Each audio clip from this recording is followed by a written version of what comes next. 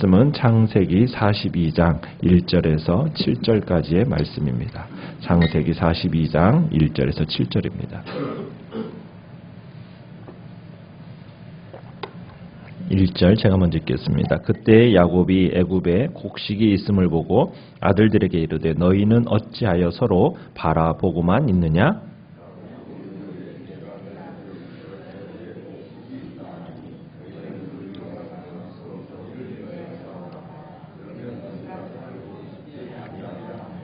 요셉의 형 10사람이 애굽에서 곡식을 사려고 내려갔으나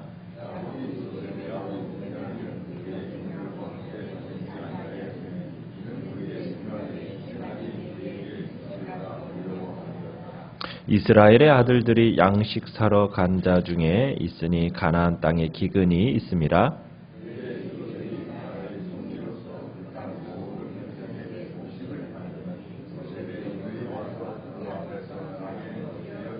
같이 읽습니다.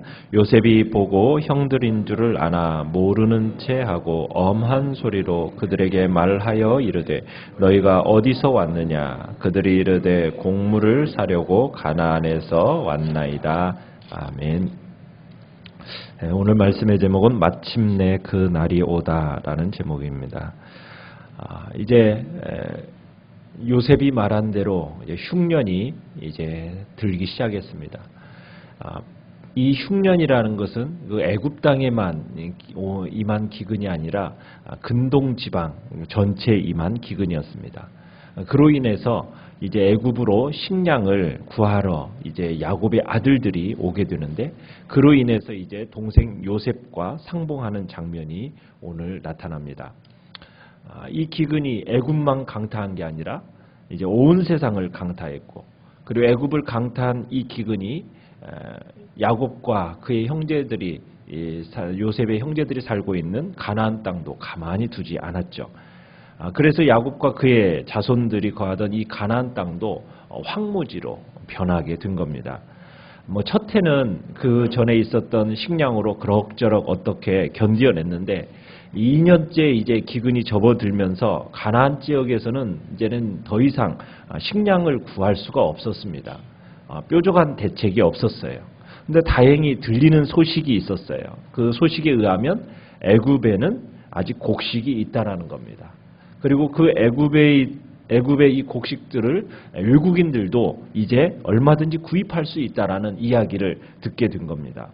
그런데 오늘 이 야곱의 아들들은 그런 이야기가 있음에도 불구하고 아무런 대책도 없이 무능하게 서로 얼굴만 쳐다보고 있었던 것 같습니다. 그래서 42장 1절에 너희는 어찌하여 서로 바라보고만 있느냐라고 하면서 이제 그들에게 책망 아닌 책망을 하고 있죠. 자, 그러면서 야곱이 이제 그들에게 명령을 내립니다. 어떤 명령을 내립니까? 애굽에 곡식이 있다는 소식을 들었으니까 이제 너희들은 애굽에 가서 곡식을 사오라는 겁니다. 베냐민을 제외한 10명의 아들들에게 이제 곡식을 사오라고 애굽으로 보내게 되죠. 이렇게 해서 이제 야곱의 10 아들들이 애굽으로 곡식을 사러 가게 됩니다. 자, 그런데 10명이 애굽에 내려가는데 왜 4절에 보면은 왜 야곱이 막내 베냐민은 애굽에 보내지 않았을까요? 표면적인 이유는 무엇입니까? 이유는 야곱이 그토록 사랑했던 라헬의 아들입니다. 그러니까 아버지 야곱의 어떻게 보면 각별한 사랑을 받고 있는 거죠. 그런데다가 어떤 일이 있었어요? 요셉을 잃은 상황입니다. 그러니까 만에 하나라도 혹시나 베냐민도 잘못되지는 않을까 하는 그런 걱정 속에서 이제 이 베냐민을 보내지 않은 거예요. 자, 베냐민을 보내지 않는 이 야곱의 마음 속에 여전히 남아있을 법한 기억. 그 기억은 뭐겠어요? 오래전에 요셉을 잃은 그 아픔입니다. 그 아픔이 이 야곱의 마음 속에 여전히 쓰라린 상처로 남아 있는 겁니다. 부모의 마음, 자녀를 먼저 앞세웠다라는 그 마음은 평생 지워지지 않는 가슴의 상처로 남는 것이잖아요. 자, 그런데 이 창세기 기자가 암시하는 바가 있습니다.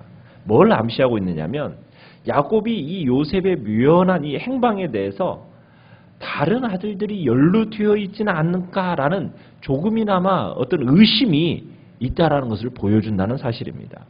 그러니까 야곱이 아들들에게 하는 말을 잘 살펴보면은 나는 너희들이 베냐민에게도 무슨 짓을 할까봐 못 믿겠다라는 어떤 뉘앙스가 지금 이 야곱의 말 속에는 들어있다라는 겁니다. 자, 요셉의 형들 이제 양식을 구하러 이제 애굽으로 내려갑니다. 애굽으로 내려가서 양식을 구하러 오는 사람들 틈에 이제 끼어서 애굽에 도착했죠. 자, 요셉은 애굽에서 이제 곡물을 파는 일을 주관하고 있었습니다. 자, 요셉의 형들이 이제 요셉에게 와서 이제 땅에 엎드려 6절에 보면 절을 합니다. 요셉은 그 형들을 보고 곧장 알아봤어요. 그런데 이 형들은 총리가 요셉인 줄은 꿈에도 상상하지 못했던 거죠. 그를 봤어요. 요셉을 봤어요. 보고도 알아보지 못해요. 왜 그랬겠습니까? 요셉의 이름도 바뀌었죠.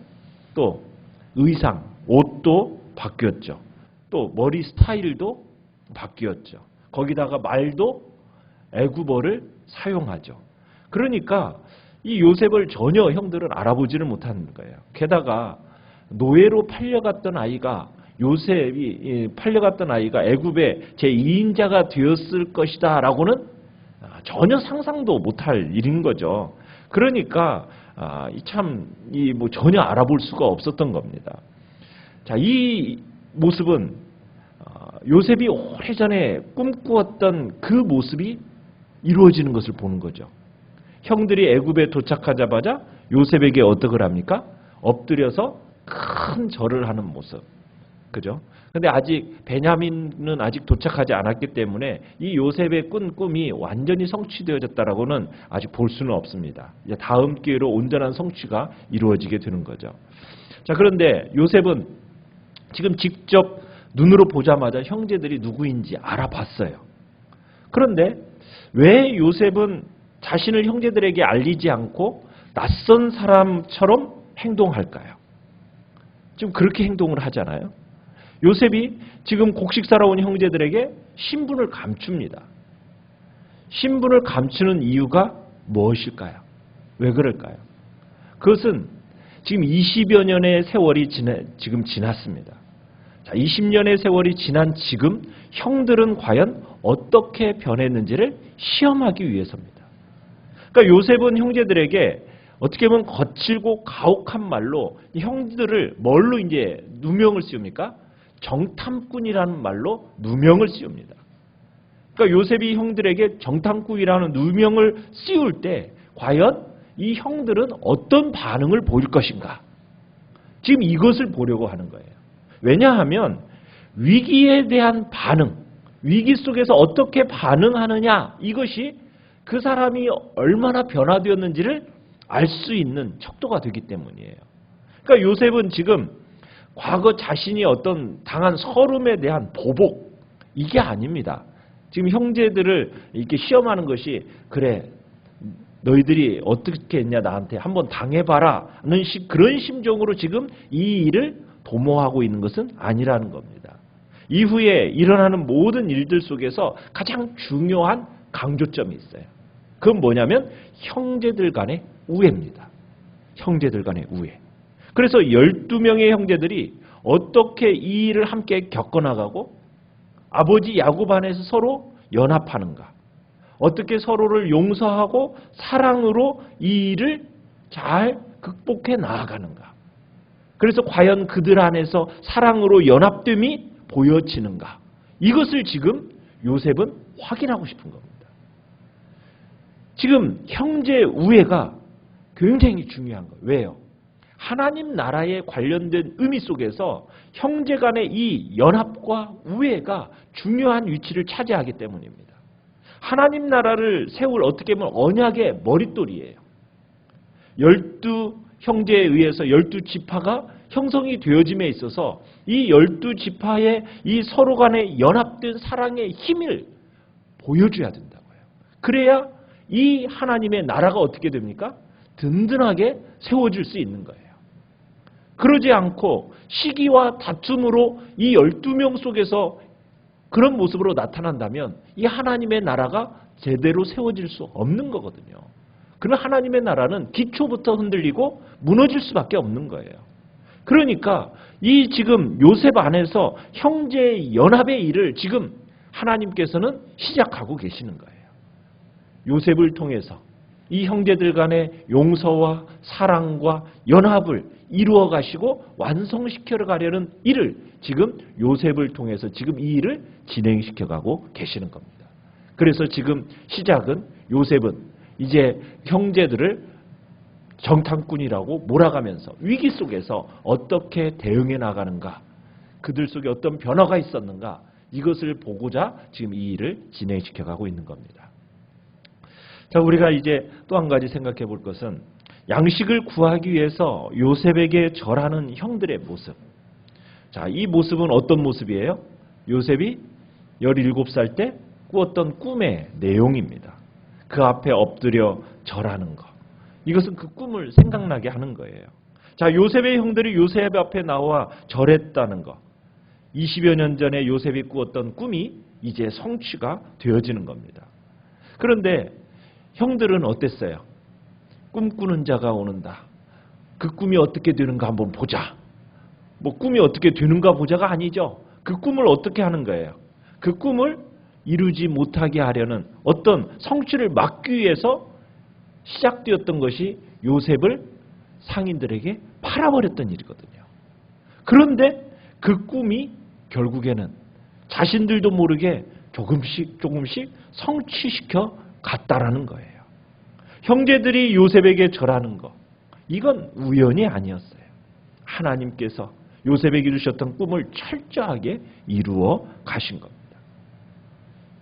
요셉과 형들의 이 운명적인 만남에서 결국 우리가 볼 수 있는 건 뭐냐면 이 인류 역사의 주관자는 누구이신가? 그분은 바로 여호와 하나님이심을 우리가 보게 되는 거예요. 이 인류의 역사의 주관자는, 통치자는 바로 하나님이심을 우리가 실감나게 본다는 사실입니다. 우연이 아니죠. 우연이 아니라 치밀하게 역사하시고 치밀하게 진행시켜 가신 하나님의 그 놀라운 계획 속에서 이루어진 역사인 겁니다. 정말 요셉과 형들의 만남은 하나님의 이루심이었어요. 이 모든 것이 하나님의 뜻과 계획 속에서 이루어진 일인 겁니다. 인류 역사의 이면에 일어나는 모든 일들, 시마다 때마다 간섭하시고 개입하시는 하나님의 섭리의 손길이 있음을 우리는 고백하지 않을 수 없는 겁니다. 모든 것들이 하나님의 그 선하신 섭리와 그 능력의 손길 아래 있다라는 사실이에요.